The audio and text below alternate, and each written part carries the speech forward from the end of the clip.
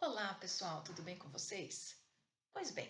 no nosso vídeo anterior, nós dissemos que no âmbito da Lei 14.133 de 2021, tanto contratos de serviço continuado quanto de fornecimento continuado podem ter sua duração inicial fixada pelo período de até 5 anos, bem como, pela via da prorrogação, podem atingir uma duração total de até 10 anos. Pergunto a vocês então, o que são considerados contratos de serviço continuado e de fornecimento continuado? Lembrando então que no âmbito da Lei 8.666, de acordo com seu artigo 57, inciso 2, apenas contratos de serviço continuado é que poderiam ter sua duração estendida pelo período de até 60 meses, de modo que, em uma interpretação literal da Lei 8.666, não seria possível se prorrogar, para além dos respectivos créditos orçamentários, também os contratos de fornecimento continuado.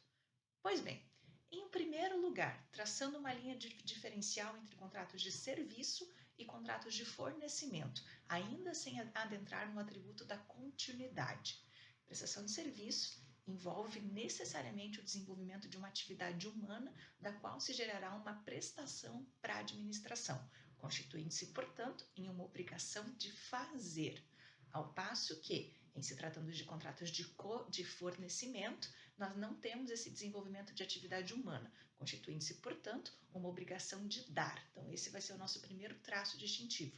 E, em segundo lugar, com relação ao atributo da continuidade, fazendo um paralelo com o entendimento que nós tínhamos no âmbito da Lei 8.666, inclusive com previsão expressa lá na Instrução Normativa 05 de 2017, que trata da prestação de serviço no âmbito da administração direta, autárquica e fundacional, especificamente na esfera federal. Pois bem, nesse contexto, o entendimento corrente que nós tínhamos, novamente, sob a égide da Lei 8.666, era ou ainda é no sentido de que serão considerados serviços contínuos aqueles que tenham os atributos da essencialidade e da imprescindibilidade no caso concreto. Significava dizer, portanto, que seriam serviços que a administração não poderia ficar um dia sequer sem sobre o comprometimento das suas atividades administrativas. Sendo que havia, por parte de alguns autores, inclusive por parte da própria Instrução Normativa 05, que acabei de comentar com vocês, uma vinculação entre essa continuidade e as atividades finalísticas, as atividades essenciais do órgão ou entidade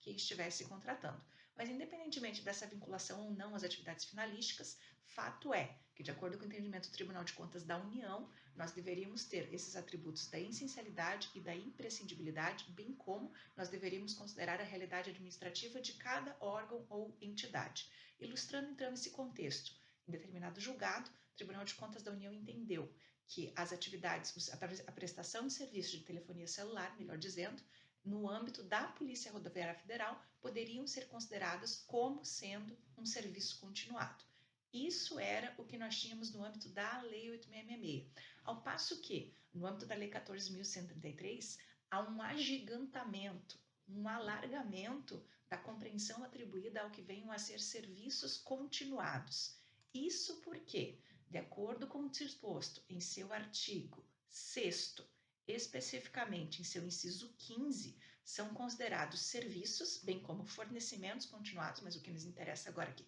serviços continuados, aqueles serviços contratados, bem como compras realizadas pela administração pública,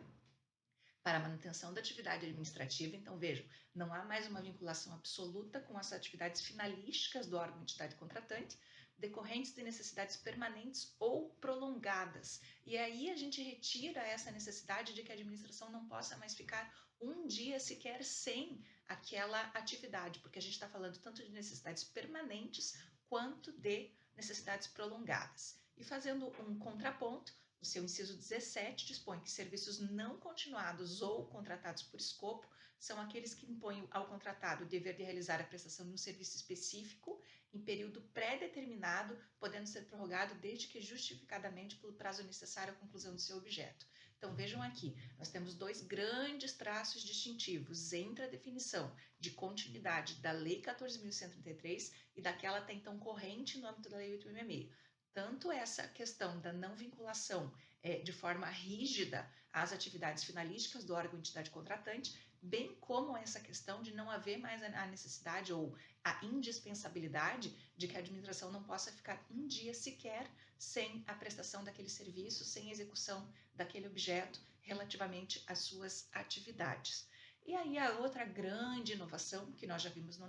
vídeo anterior, é exatamente o fato de que nós não estamos tratando apenas agora de serviço continuado, como também de fornecimento continuado, que como eu comentei com vocês também, já era um entendimento que nós tínhamos corrente na doutrina, em alguns julgados do TCU, em algumas situações se admitir, com base numa interpretação extensiva, se prorrogar então contratos, mesmo que de fornecimento continuado, com base no artigo 57, inciso 2 da Lei 866, tendo como exemplos, então, no âmbito do Tribunal de Contas da União, tanto a aquisição de fatores para coagulação, quanto a aquisição de merenda escolar. E exatamente pensando na continuidade dessas contratações, mesmo que tendo por escopo a obrigação de dar, portanto, contrato de fornecimento, é que me parece que acertadamente, então, se ampliou esse leque não só para serviços continuados, como também para fornecimentos continuados no âmbito da Lei 14.133. Pessoal, era o que eu tinha para esse vídeo, então, para nós esclarecermos essas distinções entre serviço continuado, fornecimento continuado,